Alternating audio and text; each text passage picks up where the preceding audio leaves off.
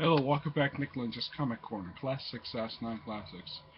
This episode originally was supposed to be a different one, but the thing wouldn't upload properly, so I took it. So I just simply deleted it and just replaced a different one. This is episode 185 of Nick Lenz's Comic Corner, Classics, non-classics. This is also Doubleshot 119. Okay. We got two Star Wars trades. Yes, Star Wars trades. First up, Star Wars Volume 1, Skywalker Strikes. Written by Jason Aaron and art by John Cassaday. Collecting the first 6 issues of the current Star Wars ongoing series. This book is awesome. It's really good. I mean, it's like basically these 6 issues are actually 2 arcs. Because the first arc takes up the first 3 issues, and then issues 4 through 6 is like the next chapter. Fine. Though at the end of issue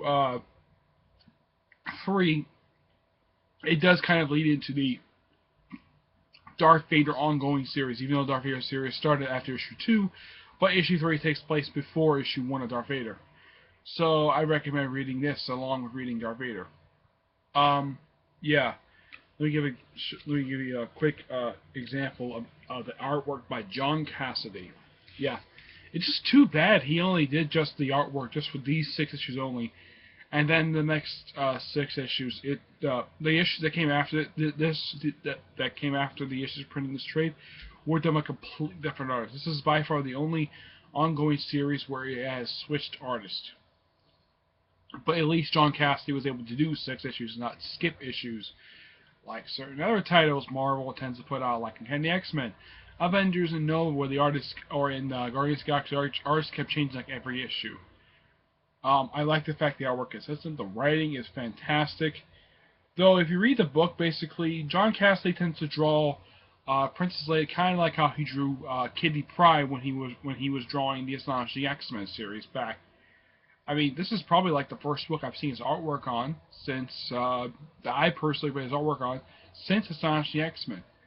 But of course, that artwork, that his last issue he did, came out in 2007, which was 8 years ago. So I think he must have done stuff between then. But this is the first thing I've seen his artwork on. But it's great the fact they actually have 2 people who worked on the X-Men books to work on the Star Wars titles, which I do praise them for doing that. And for that, because the writing is fantastic, and it definitely lives up to its title. It's Star Wars, basically. It's the first arc, simply just Luke, Han, and Leia just going to a supply depot and just blowing it up, and of course rescuing some slaves. Of course, Luke, unsure himself after the first 3 issues, he leaves and just goes off to Tatooine to get something in Obi-Wan Kenobi's hut.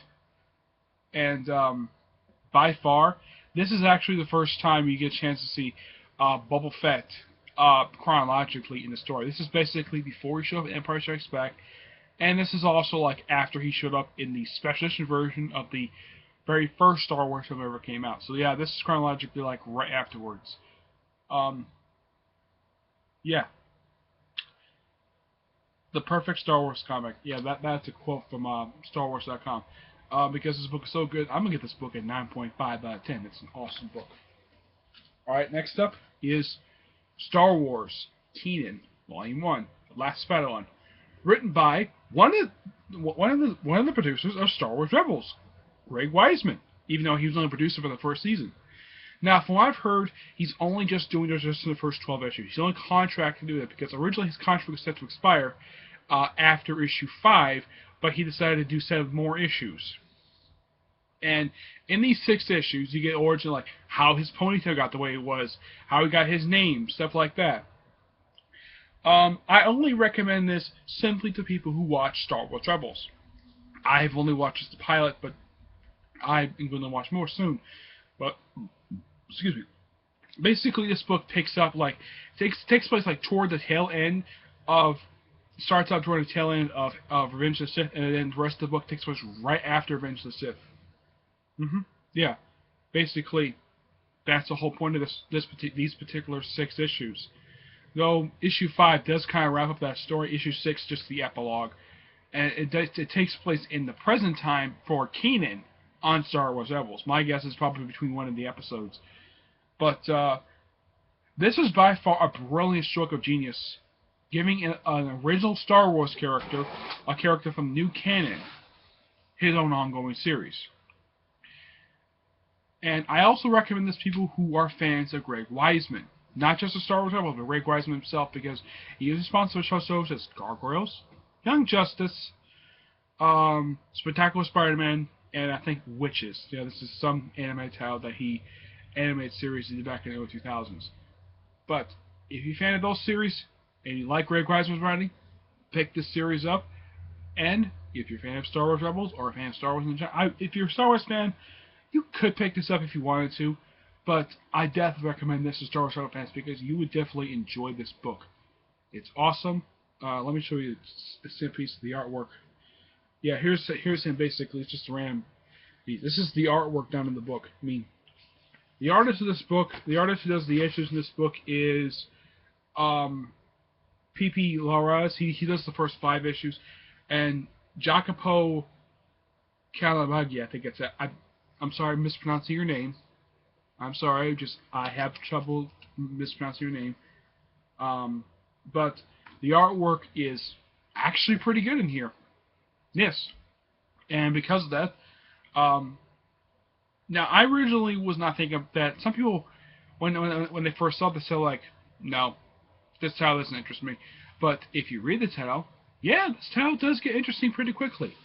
I mean, it does feel like Star Wars. Yes, I know for a fact it references stuff that happened in the prequels. I know a lot of people didn't like the prequels. I initially saw the prequels in theaters. I initially thought they were really good, but time went on. I basically decided to suck it up and say, yeah, though Episode 3 was actually good. I do like Episode 3. Episode 1, though, I never originally liked it that much. I wasn't like, yeah, this movie's awesome. Not like the way it was when I saw Force Awakens. Yes, I saw the Force Awakens. So, recommendation for people who like Star Wars Rebels and Greg Weisman fans, and a possible recommendation for people who like Star Wars. Pick it up. I give this a rating of 9 out of 10. Awesome. Alright, stay tuned for next episode, which will be my 120th Doubleshot and episode 186. Until then, see you there. Bye.